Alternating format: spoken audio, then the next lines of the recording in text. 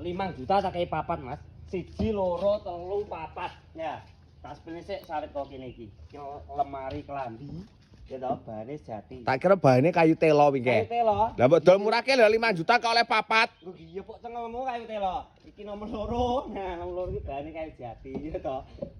Nah, nomor 3. Nah, iki beda Mas bahane. Nggih. Lah apa box salon nduruk neh to wi? Salon neh nek iki kan rak piring ya toh. Wis komplit. Ya toh, gomen dikopi kene. Jembok sego ning kene. Duko segomu ning ngisor ki piringe. Segone ning kene. Lah, Dhuwur nggih njukuk bothok tunggeng. botok tunggae kena ula-weling ya kena ya toh. Ulur-ulur seret ya enak botok. Lah iki nggon sepatune. Nggon ada sepatu. Sik rada minggir sithik. Lah kono ben ketok. Wingi pira? Beli patang barange? 5 jutae. 5 juta wi ae. Ae ya toh. Berarti tak dolne cempliku gudiken sing loro ke tak nggih tuku iki no. Ya, soleh turah to, Kek. Gabang bayi Iki bayare COD kabeh, Mas. COD. Ya, Seluruh Jawa Timur, Jawa Tengah. Heeh, Madura Jogja kono wis bayare COD.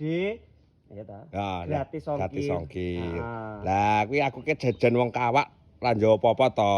Kuwi cara melinge piye? Engko bojoku ben meling dhewe aku ra njowo. Ngisore biopropil kuwi lho, Mas. Garek ngetul apa dilewek ngono lho, wis terhubung karo aku dhewe. Berarti paket wedhus gudiken loro.